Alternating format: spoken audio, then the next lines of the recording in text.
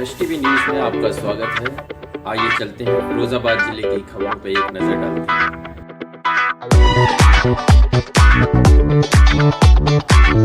हमारे आने वाले सितंबर माह में 9 सितंबर को राष्ट्रीय लोक अदालत का आयोजन किया जा रहा है और इसमें हमारा जो लक्ष्य है लगभग 2 लाख केसों का लक्ष्य रखा गया कि 2 लाख वादों को निस्तारित करना है।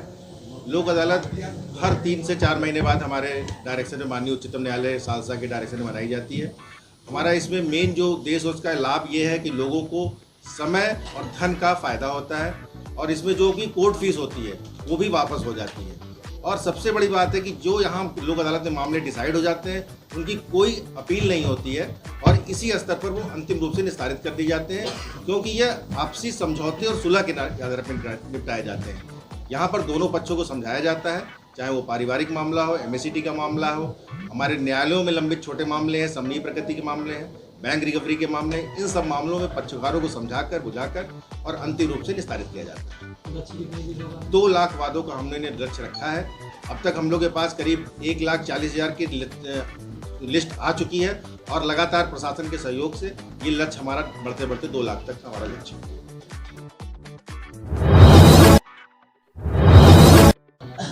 जैसा कि आप सब जानते हैं, ये राष्ट्रीय लोक अदालत का आयोजन 9 सितंबर 2023 को हो रहा है।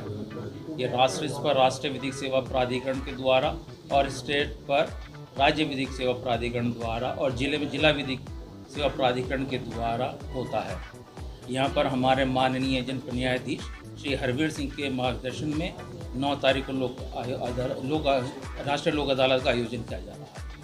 इसका मेन पर्पस जो है पब्लिक के लिए वो ये है कि एक तो अधिवक्ताओं पे आने वाला खर्च बच जाता है और जो वाद यहाँ पे निपटाए जाते हैं वो सुलह समझौते से निपटाए जाते हैं और जो न्याय शुल्क होता है वो भी नहीं लगता है। अगर किसी पुराने वादों में न्याय शुल्क होते भी दे भी दिया जाता है और वो इस लोक अदालत वाले दिन निपटाया जाता है वो वापस कर दिया जाता है। इसमें आने वाले मामले वैवाहिक से संबंधित जो मैट्रिमोनियल्स होते हैं, बैंक के ऋण से संबंधित जो होते हैं, खाता खतौनी से संबंधित जो होते हैं, मोटर एक्सीडेंटल क्लेम से संबंधित जो होते हैं, जो कंपाउंडेबल होते हैं हमारे आपराधिक न्याय संहिता में वो जो होते हैं, इन सब और आदि मामले इसके द्वारा निपटाए जा सकते हैं। इसका मेन पर्पस जो हमारा ये होता है राष्ट्रीय लोक अदालत का, इसमें दोनों पक्ष ही जीत के जाते हैं। वैसे अगर अदालत में हम देखते हैं तो एक पक्ष हारता और एक पक्ष जीतता है और फिर भी समाज में वैमनस्य बढ़ा रहता है। ये राष्ट्रीय लोक अदालत का यही एक पर्पस ये भी होता है तो त्वरित न्याय मिलता है और दूसरा दोनों पक्षों की जीत होती है, क्योंकि दोनों पक्षों के जो मामले निपटाए जाते हैं वो सहमति से निपटाए जाते हैं और ये यहीं पे फाइनल हो जाता है। इसके ऑर्डर की कोई अपील नहीं होती है, दोनों पक्ष यहीं से न्याय प्राप्त कर लेते हैं और जो इसमें डिक्री जो पारित की जाती है वो न्यायालय के द्वारा जैसे डिक्री दी जाती है वही सेम अर्थ होता है। ऐसा नहीं होता कि आदमी सोचता है कि राष्ट्रीय लोक अदालत में जो हमें डिक्री प्राप्त हुई है वो उसका कोई इफेक्ट नहीं है, उसका सेम इफेक्ट ही आता है।